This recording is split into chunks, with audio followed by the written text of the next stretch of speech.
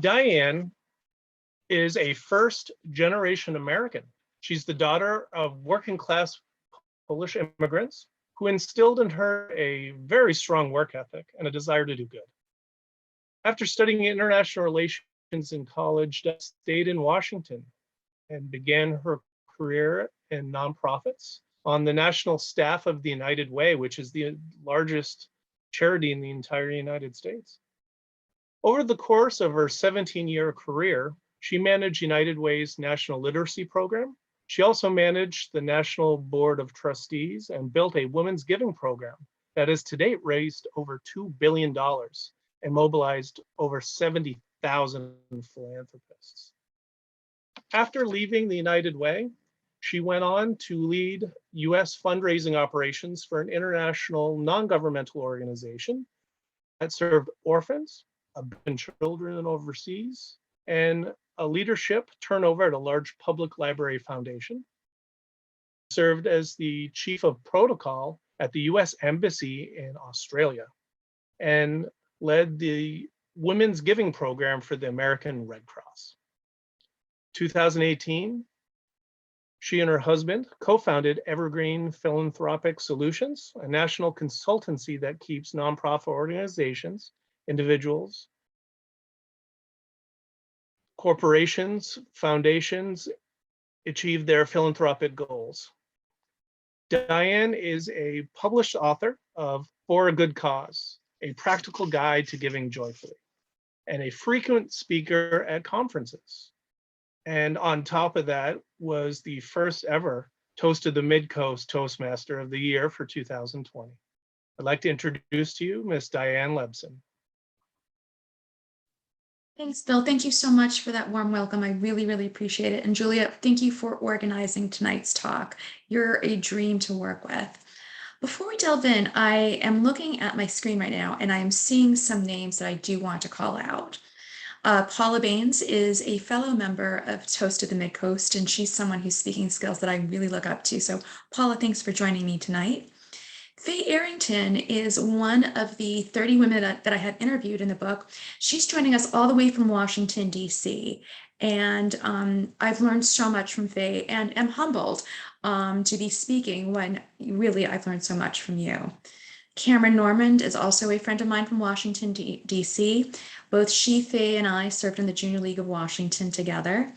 And last but not least is my husband, Eric Lebson, who I do want to call out very specifically because he's been a huge champion of my work throughout this. And this book would not have happened without him. So I just wanted to thank you. And thank you, Anne, Susan, Joyce, and Darlene for joining as well. It's really good to see you. Before I go into my presentation, I just want to ask a simple question. Feel free to unmute. Why are you here tonight? What compelled you to learn a little bit more about investing in what's important to you? And I invite anyone to unmute. Marilyn, welcome.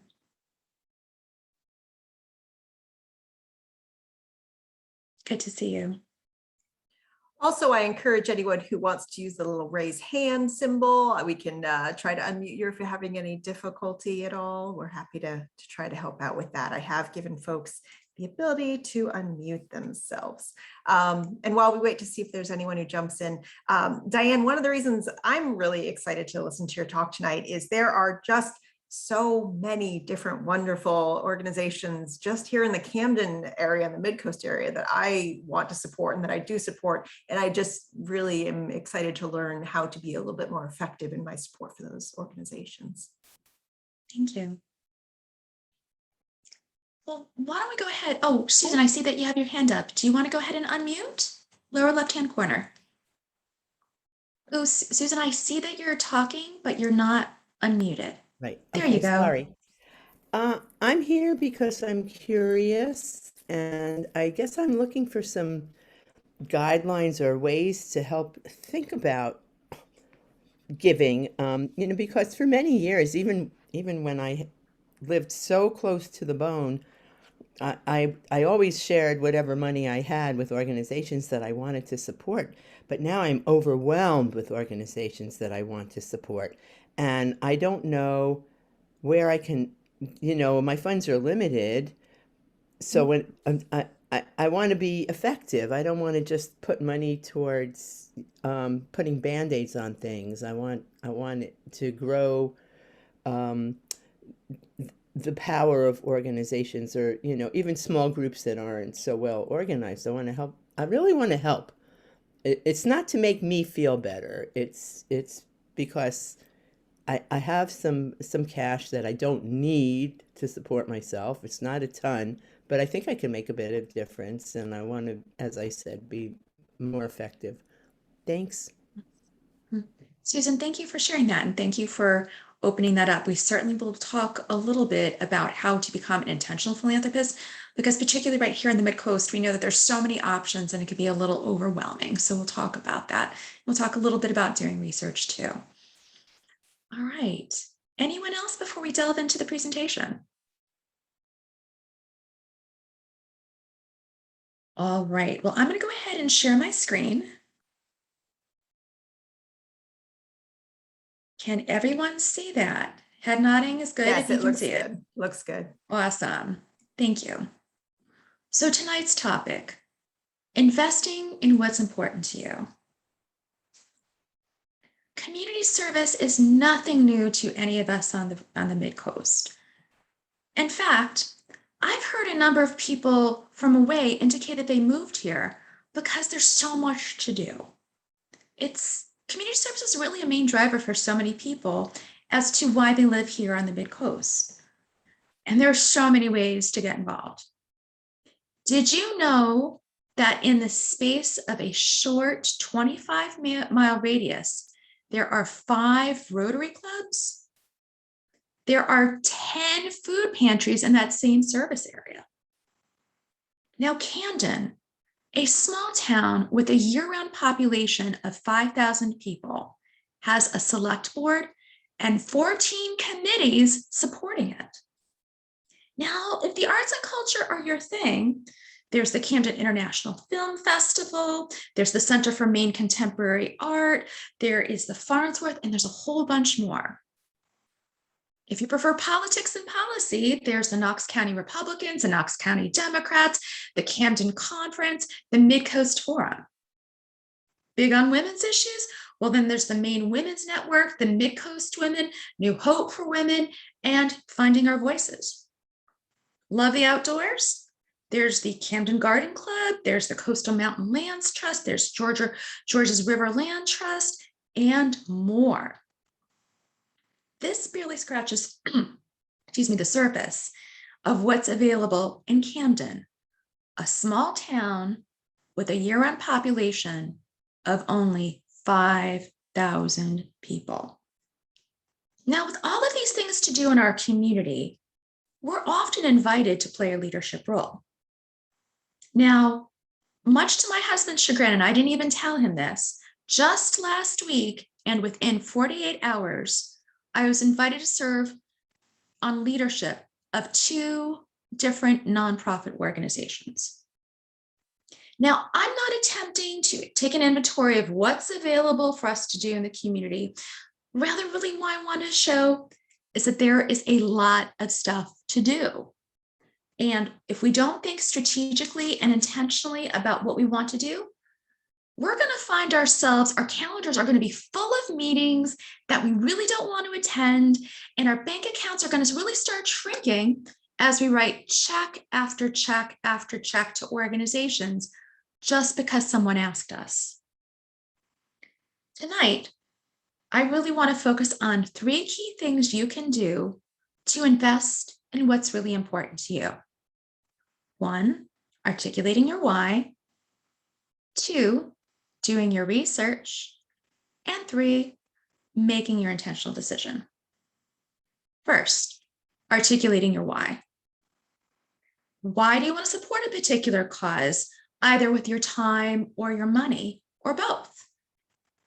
This might seem like a no-brainer, but the truth of the matter is that many of us began volunteering or made a donation just because somebody asked us to join them in what they were doing, and we readily said yes. But what if we didn't respond to that particular invitation to volunteer or give, but rather took a step back to think about about what really fires us up. Determining your why. So now to determine your why, you need to discern specifically why you want to volunteer. Now, many people would say that they volunteer because they want to help others or make the world a greater place, and that's a really good start. But it won't help you find the right target for your time. Helping others takes many forms. You can volunteer at a soup kitchen, you can manage the website for a political campaign, you can run a marathon to raise money and awareness for a cause that's important to you. You get the point. Helping others takes many different flavors. The question is not whether there are worthwhile causes, it's which one do you connect with? Next, you need to think about the kind of experience you'd like to have while volunteering. Are you an extrovert who wants to get to know a whole bunch of people by cleaning up a playground? Or are you an introvert who gathers your energy more from doing research on prospective donors for a nonprofit organization? Do you think that kids are worthy of your time and effort and attention? But what would you think that if a child started crying right in front of you? Now, I'm not trying to make any sort of judgment whatsoever here. It's just really important to know what really speaks to your head and your heart, what really gives you joy in what you do, and maybe what doesn't give you so much joy. So I invite you to take some time to reflect on some questions. And you could do this now, you could do this afterwards. But it's really important to start with your why and what really resonates with you. So you might want to consider questions like these. What's the most vexing social problem in the world today? Is it social justice? Is it ending the pandemic? Is it making sure that Camden is a great place to live? And this might sound like a very odd question, but you also want to think about the most miserable volunteer experience you had. What were you doing? Who was it for? And how did it make you feel? Because if there was something that really didn't resonate with you, you don't want to replicate that experience again. And then third, what is your fondest memory of volunteering? And how did that make you feel? Who was that for? Because you really want to focus in on some of those warm, fuzzy things, because that'll keep on compelling you to volunteer over and over again. And then maybe think about not doing the things that maybe had left a bad taste in your mouth. So those are just some things to really consider. The most important thing, just to really underscore, and the reason why I'm highlighting this so much, is to really select a cause that resonates with you. As you saw in the first slide I showed, there's just so many good causes just in our small town alone of 5,000 people. And the way that you respond to these questions will really help you be intentional and strategic about how you spend your resources. So the second step, doing your research. There are so many organizations in the nonprofit space. According to one study I saw, there was probably 1.5 million registered nonprofit organizations with the Internal Revenue Service. That's a lot. You have a lot of choices about how you can invest your time, your talent, and your treasure. And sometimes I advise people to think about picking a charity in which to get involved with or to donate to. It's a lot like picking a stock. The market is vast and there are lots of options. Some are really great investments and others are just perhaps not a waste of time. So the trick is to really know where your investment will make the greatest impact. So I want to share with you a couple resources, a couple places that I look for professionally to make sure that an organization which I'm getting focused on is really worth my time and my family's time as well. The first one on this list is GuideStar. It's a database of nonprofit organizations in the United States. You can get an account for free and you can conduct searches on the programs. You could look up their financial statements. You can look up so many things, the operations of these individual organizations. There's also a section under programs. You can find the activities in which the organization is doing, such as providing meals to homeless people or respite to disaster victims. Now, when you're looking at a GuideStar report, look for those programs that make your head nod and really make your heart sing. In the financial section, you can download copies of an organization's annual report and its IRS Form 990. Now, the IRS Form 990 is a form that's required by law for all organizations to file year after year and includes all of their financial disclosures.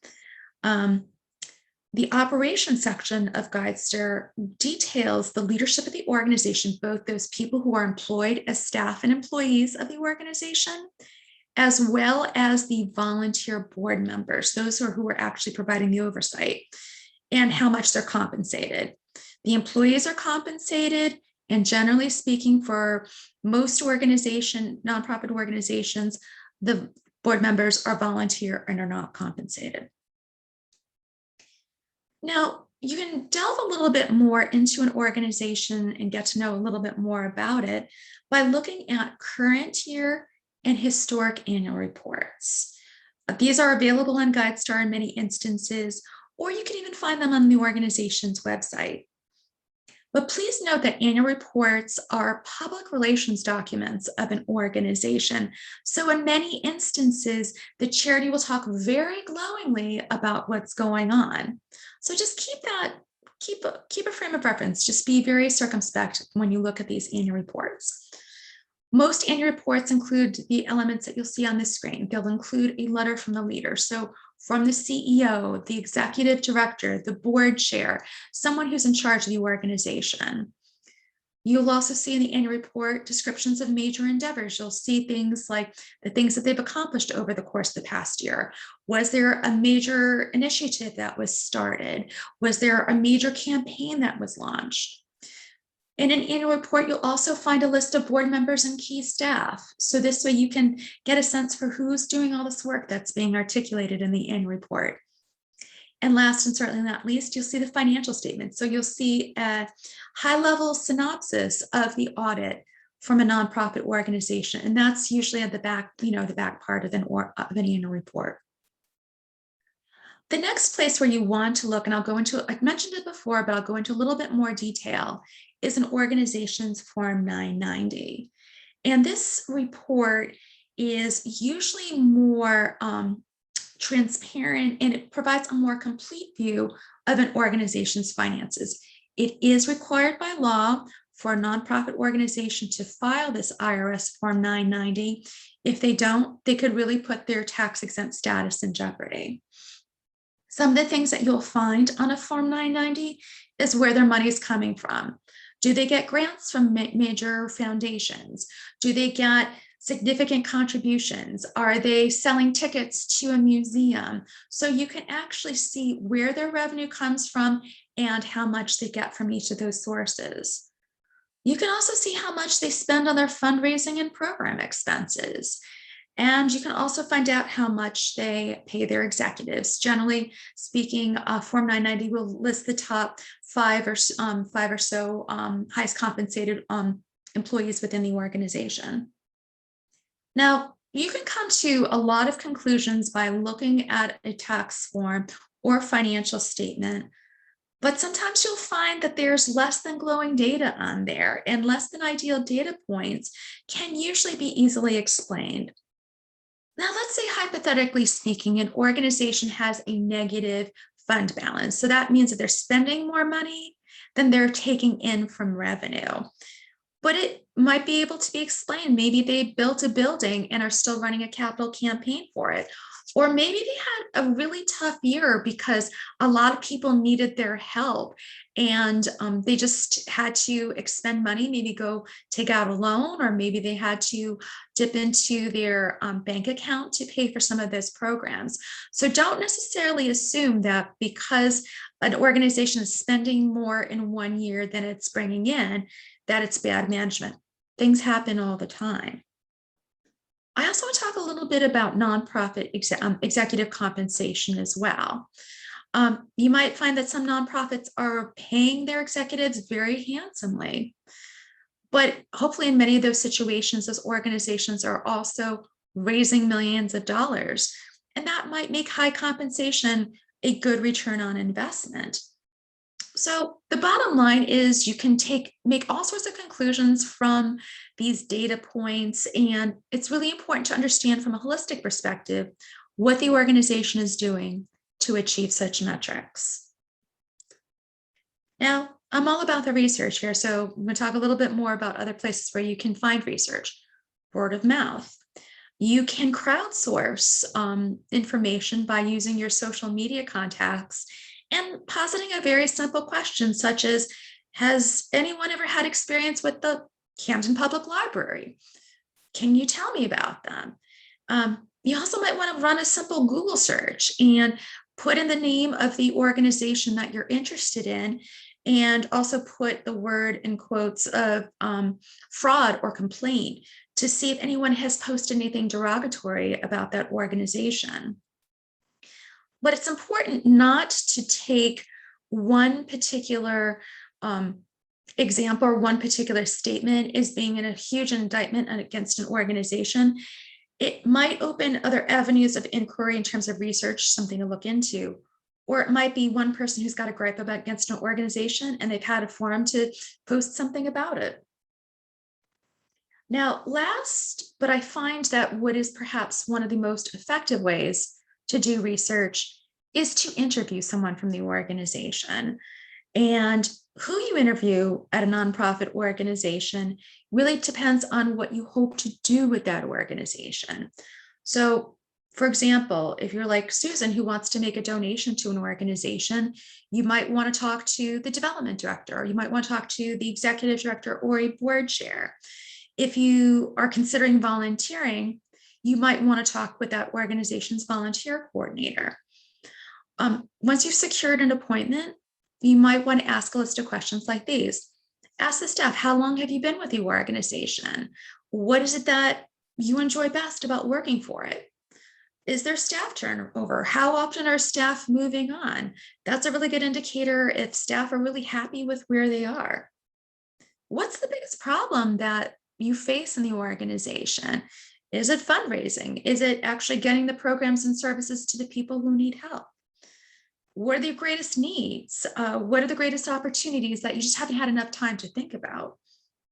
What's your vision for how you want the organization to move forward? How engaged is your board? The board members, and generally in any organization, are the most involved members of that organization. So how involved are they? Are they making donations? Are they volunteering? What are they doing? It's a good question to get a sense for how the most engaged members of the organization are getting involved. And are there volunteers? Are people volunteering? How many are they and what exactly are they doing? So these are just some of the ways that I have used research to help provide a more complete picture of what nonprofits are doing before I decide whether or not I want to make any sort of commitment. After the interview, I always recommend writing the person a handwritten note, because handwritten notes are so rare these days. People have taken time, they've got to raise money, they've got all these things to do. And, there's no guarantee that you're going to get involved. If you can't write a handwritten note, an email will suffice, but definitely you want to make sure that you say thank you to the people who've given so graciously of their time. Next, and the third step, is making your final decision. So you've reflected on what your why is, you've researched these different organizations, and you've interviewed the executive director, and you've got a number of significant data points to help inform what might be a good cause for you. There's another step before you say, yeah, I'm going to do this. And it's one that might seem like a little bit of a no-brainer. It's deciding how you want to invest your precious resources.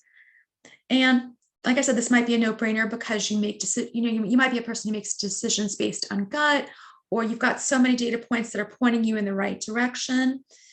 But there's a couple things you need to consider before you make a commitment. For starters, what kind of impact will this volunteer experience, this donation, have upon me and possibly my family's time? So I'm a volunteer. Am I going to have to spend money above and beyond my volunteer time? Is this a long-term or short-term opportunity? Am I volunteering to do this maybe as a one day on a Saturday afternoon? Or am I looking to have a long-term relationship where I'm delivering meals to inbound persons, homebound persons on a weekly basis? It's a good sense to get a sense of that. What happens after the honeymoon ends? For the first time, couple times you're going to volunteer, it's going to feel great. You're going to be happy. It's going to be outstanding, usually. But you might find that the honeymoon ends. You might get bored. You may not see how the work that you're doing is making an impact. What do you do then? Do you have a conversation with someone? Do you articulate that? Is there a way for you to perhaps re-examine where you want to spend your time? And for me, the most important question is the reason why I originally determined that I want to volunteer being specifically addressed by this particular endeavor? Again, there's so many different organizations that are clamoring for help. And as articulated at the beginning of the presentation, there's a lot in the very similar space. So if you're not finding exactly what you're looking for, or if for any reason any organization gives you pause, you have choices. You've got other places to look.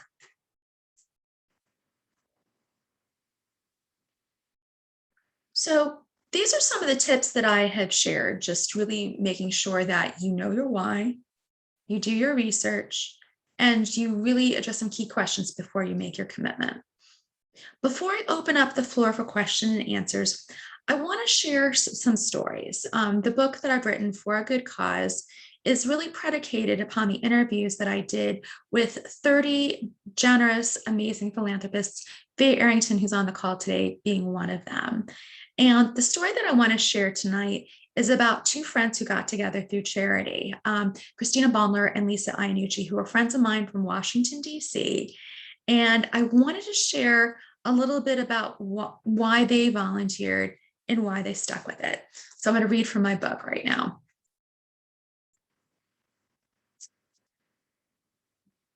Christina Baumler and Lisa Iannucci. Volunteering is an activity best enjoyed with family and friends. When you engage your loved ones in causes that are important to you, not only do you help others in need, you get to spend time with people who are important to you. Christina, who's pictured at the top, got her start with the American Cancer Society in 1999 when a friend took the liberty of writing her name onto his team roster for a local Relay for Life event without even telling her. Rather than getting upset at her friend for committing her to raise funds and walk the circuit, Christina used this as an opportunity to become an advocate for her friends and family who have survived cancer. So she put on her walking shoes and started a long-term relationship with the American Cancer Society that eventually included volunteer roles at the regional, state, and national levels. Rather than keeping this to herself, Christina engages her entire family in this work. Her husband and sons are fixtures at the cancer organization's Relay for Life event in Reston, Virginia every spring. As a small business owner, Lisa Iannucci, who's pictured below, has been involved with the Reston Chamber of Commerce. When her friend Christina became the local chair of the Relay for Life in Reston, Lisa joined her as co-chair of the event. The pair worked beautifully together as Lisa leveraged her social media to promote the event, and Christina created competitions in which top fundraisers could earn prizes for their efforts. While the friendship that pulled Christina and Lisa into the American Cancer Society and kept them there important, they are most moved by the impact that their volunteer work has had upon their children. Christina's son chose to volunteer for the organization to fulfill his community service hour requirement to graduate high school. And Lisa beams about how her son takes great pride in fighting cancer as a volunteer. So I want to thank you for joining me tonight. I do want to open up the floor for any questions. I'm going to stop sharing my screen so I can see the Brady Bunch. If you would like to share your video, that I invite you to do so. If you want to unmute and ask any questions, I'm welcome and happy to take any.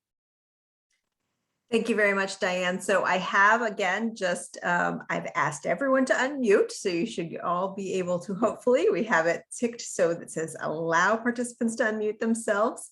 It looks like we have a few folks doing that already. So why don't you go ahead and take it away? You can raise your hand or just jump on in if you have any questions for Diane.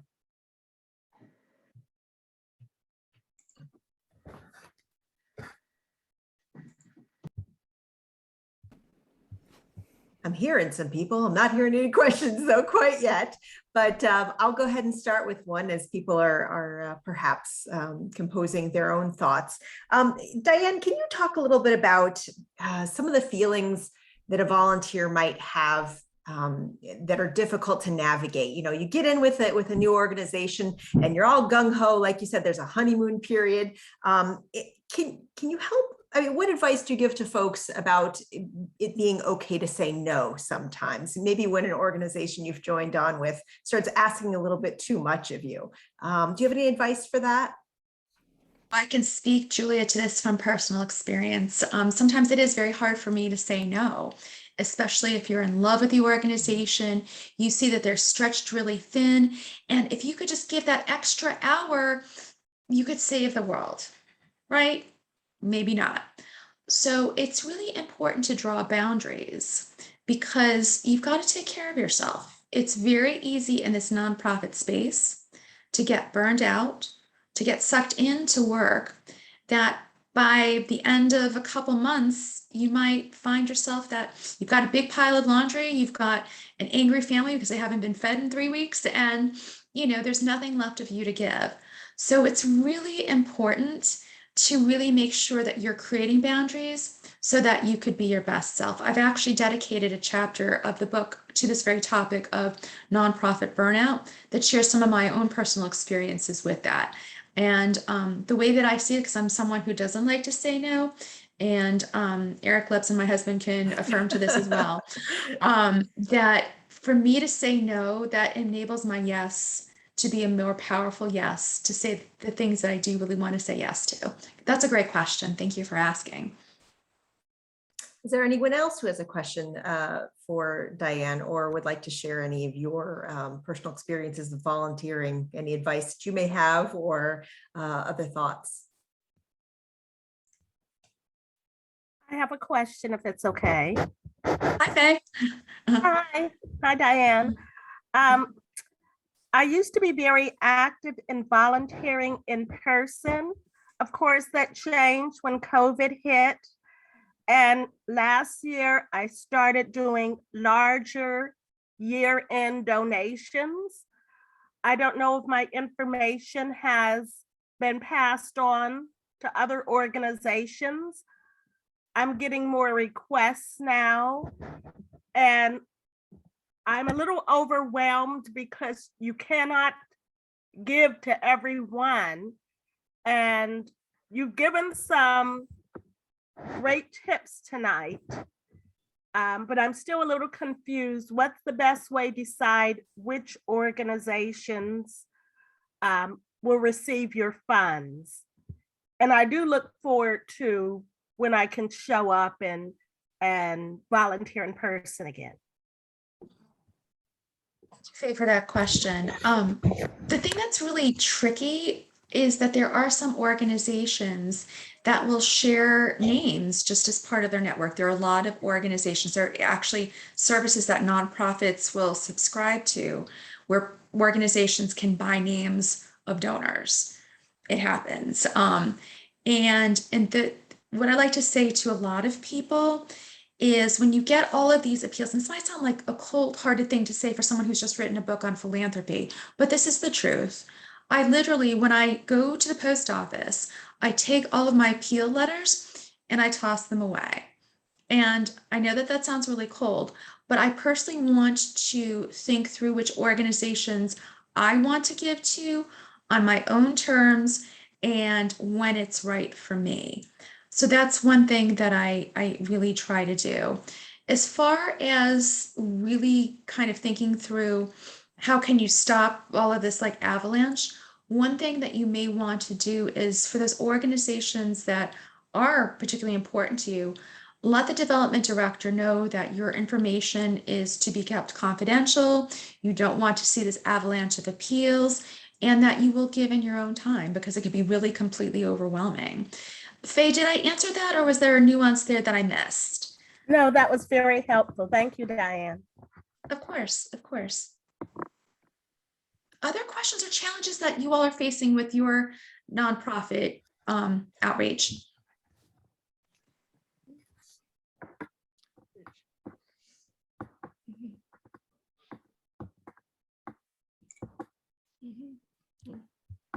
Let me ask. Oh, hi, Kristen. Oh, hi. Yes, Uh-huh. sorry. When I missed the beginning of the talk because I was voting, so I apologize for that.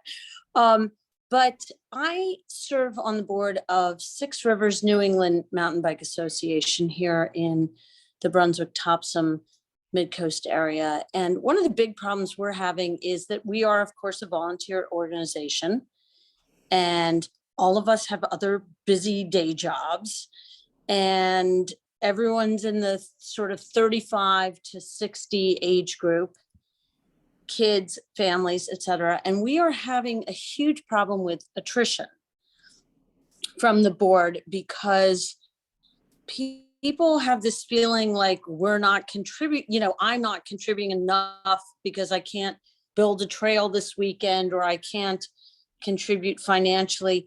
And I think part of the organization's job is to really sort of maybe set some reasonable expectations that we don't expect everybody to do all these things. And, I feel sad that people are leaving because of that, that they feel they're not contributing enough. And I'm hearing that a lot on this organization. And it's a new organization. We've only been in existence for 3 or 4 years. So we're new, trying to figure this out.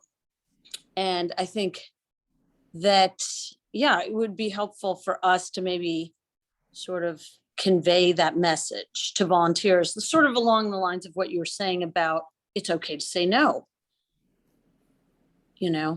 So I don't know I'm not sure that's really a question. I guess it is a question about how you set those reasonable expectations. I guess it's from the beginning so that you don't have good people leaving.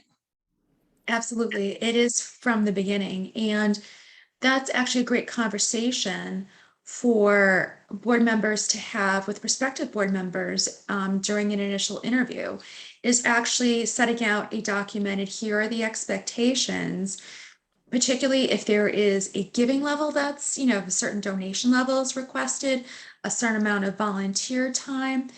But I would try to keep the requirements as clear as possible, as succinct as possible.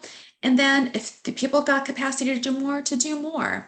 Because if you find that you dump all of this stuff onto your board, that they have to, go to a monthly board meeting, they have to make this donation, every week they've got to build a trail, you're going to burn people out. And sometimes people will look around the boardroom and see what others are doing. And if they don't stand up to muster, they might feel guilty and might start feeling bad. Whereas if you clearly document those expectations in a document, share that with board members during their first, prospective meeting, and have a conversation, that could be a really healthy way to do it. I did see a couple heads nodding. So has anybody else been in this experience and had a different way to approach this? Paula. Well, years ago, when my boys were little, I was a volunteer for Girl Scouts. And then I got invited to be on the board. And I wanted to give my time. I had the ability to give my time, but there was a lot of financial pressure. Financial pressure to give a certain size gift. And I left because my family was young. We had certain financial expectations. And I think I would, if they had made adjustments, I don't know how they're doing now because it was, they're now part of Girl Scouts of Maine. But it was very discouraging because they could really, you don't realize when they estimated how much your volunteer time is worth, they're approximating a minimum of $25 an hour for volunteers of what it would take if they had a paid staff member having to do the same amount. So they're losing out on people that are able to give their time, but may not necessarily have the readily available financial resources to make those big pledges or, financial commitments. So if you're inviting someone to the board, your advice is being straightforward. What sort of expectations do we have of you? And I wish I had known that before I came on board, because I was uncomfortable. I was really shy for one thing, and to be shy and be uncomfortable going with someone to ask for money to places that might be big donors. That was another thing that lost me. There's some people that are really good at doing that, and then there's others that are not. Put them where they're good at, not trying to force them into an area that's not comfortable, where people are going to pick up on it. You have to stretch a little bit, but if they're really uncomfortable, it's just a volunteer job. They're going to walk away. It's not like they're going to get fired and they have to stick with it. Paula, that's really good advice. And you've just opened up for me another thought as you were speaking about the notion, if you are serving on a nonprofit board right now, recognize that different people have different talents. Not everybody might feel comfortable fundraising. Not everybody might have a financial background and can read the financial statements like a CPA. Not everybody has got the ability to do strategic planning. So it's really important for effective boards to really recognize that people have different talents. But yeah, Paula, it's all about making sure that you're clear and transparent with people that you're trying to recruit. Absolutely. Kristen, I hope that helped. That was great. Thank you. Of course. Other thoughts or reactions or questions? Diane, real quick, just something that popped into my head. I have noticed that it seems like there's more and more incentives that organizations are creating for people to give, be it, an organization like NPR or PBS, who, you get access to additional programming if you give at a certain level, or, other places they'll give you discounts on in their gift shop or what have you. Do you see this as becoming something that is just going to be across the board, that all organizations need to start to develop greater and greater competitive incentives in order to get people to give?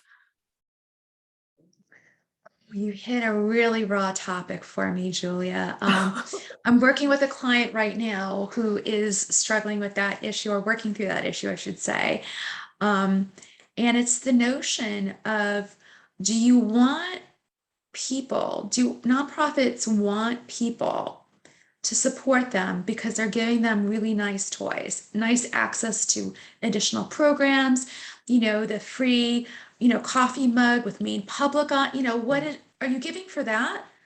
Or are you giving because you're really passionate about what the organization is doing? And I think that a lot of nonprofits can fall into the trap of, let's do some sort of gimmick to get people to give. I think that the smarter ones, and especially those that have limited resources, or those that are really mindful of the work that they're doing, are looking at the individuals and what really motivates the donors to give, what makes them more passionate, and would stick away, from the trinkets. That said, I think that you'll find a number of nonprofits going that way because it seems like it's an easy thing to do. But for many nonprofits, I would discourage them from doing this because they think it's an unnecessary expense. Whereas if they really knew their donors and had conversations with their donors, they would figure out that what the donors really want is, to Susan's point, to really have the organization be effective, not, create all of these things that are not relevant to their mission. I mean, honestly, if I get one more packet of mailing labels with my address on them from different organizations, I have about 400 of them, and I don't even send mail anymore. I Cute. They're not even cute, Thank you for answering that. Because that's something that I've, been very tempted by. I have recently given to places because I did want that incentive that they were offering. So I appreciate that. What you've said, it really helps, I think, both the organization and the donors to have to give a little more critical thought to why they're making that choice to give. And that's why we started that conversation tonight with what is the why? Paula. I worked for Maine Public years ago, and that was a topic that popped up often, was the mugs or the DVDs or things like that. But in doing my own research, I have found those, and what I've learned from others in nonprofits is that's more transactional. You're not going to have them long-term as donors. They're going to if they donate, they're going to go to what has the best buy, so to speak, for their money. And they're not often the ones that are going to donate again next year. So it's selling them on the story and selling them on the mission. Mm-hmm. And I find that only because I'm doing stewardship for my own church. So we don't have the money to give gimmicks to our, members to do that. We got to just, work on our case statement of what we've done with your money and how we've impacted, the church. But I've been on both sides as a volunteer for other nonprofits and working for a nonprofit, and then, serving on my church, which is a nonprofit, in a different way than other nonprofits. I think the churches really do differ in that respect because of the religion, they can't always get grants in the same way that other nonprofits can. Mm-hmm. Mm-hmm. It's a hard lesson to learn because I've started a ministry in church that we don't qualify for a lot of grants because of the religion aspect. Mm-hmm. And that's tricky. Yeah, I think anytime I work with nonprofits, organizations that are trying to raise money, I really like to look at it from the basic. If you had nothing to give, if you've got no cool toys to give, what are you going to do to articulate your mission and really talk about that why? One final question before we go to have dinner and see our families for the rest of the evening. Any other final questions? I don't have a question, Diane, but I do, I want to follow up a little bit with what we were just talking about and what Paula said, and how, yes, I gave into that transactional decision, that decision to give based on an incentive. But really, my most satisfying volunteer experience, and what you said when you began reading from your book, you quoted, to quote you, volunteering is an activity best enjoyed with family and friends. And my most satisfying volunteering activity, I volunteer for the Camden Rockport Historical Society. I get dressed up, one Saturday a month during the summer with my husband and my 2 kids, and we put on 18th century clothing and we teach the public about our local history from the 18th century. And it's the best time. And I get so much satisfaction from that. And it's not, it's a personal time investment, but I get to spend time with my family doing something I love. And that's the stuff that I really encourage people to move towards, because you get so much more out of it than, a cool mug or a awesome bag. It's just, it's very gratifying. And I hope that other people can, connect with those type of experiences and know the joy of volunteering. Absolutely. And I consider that kind of experience, Julia, a sticky one, because it's the 2 of you getting involved. You would keep on doing it because if you saw how much your partner really enjoyed doing that, and then, you want to make sure that that person has joy too. So I love volunteering, with my girlfriends or, with my family. It really makes a huge difference. Well, I think the title of your book is so perfect for a good cause, a practical guide to giving joyfully. I think it comes down to joy, and that's just, you can't reiterate how important that is. Absolutely. Well, I want to thank everyone for joining tonight. Again, Julia, I want to thank you for organizing. Bill, I want to thank you for your tutelage over the past year and for introducing me tonight. And I want to thank each of you for giving up a part of your night when you can be doing anything else, reading a book, enjoying time with your family. It really means a lot that you want to change your communities. And for that, I'm truly grateful. Well, Thank you, Diane. Thanks, Faye. thank you, Diane. I really appreciate the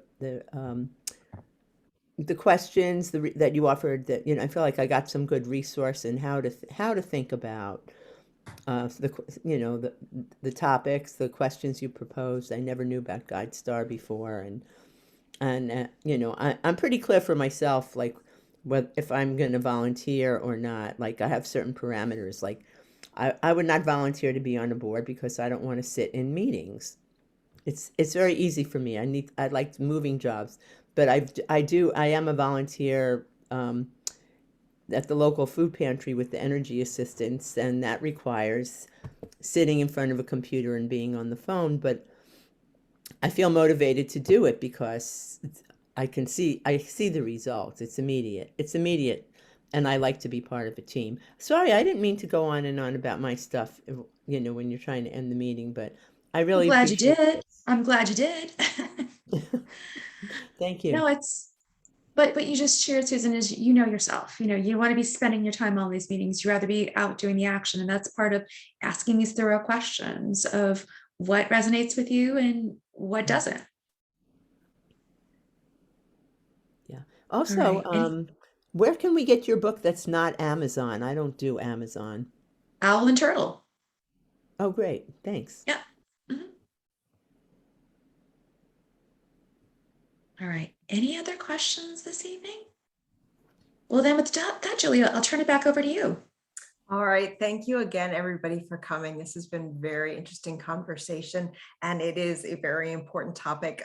Diane, thanks for writing this book. I look forward to doing a deeper dive into it. And another place you can find it is at the Camden Public Library. So, so come check it out and check with your local bookstore so you can get your own copy. As I mentioned at the beginning, we have recorded this program. So if you'd like to share it with your friends or your family, you can find the recording on the Camden Public Library Program's YouTube channel. And I recognize some of you here today, so thank you for joining us once again, and visit librarycamden.org/events to see what we have coming up with next. I hope to see you again soon. Diane, I hope to see you around town soon. Take care. Absolutely. I think I've got a couple books that are coming due soon, so you'll see me soon. All right. All right. Bye, everyone. Thanks again. Good night.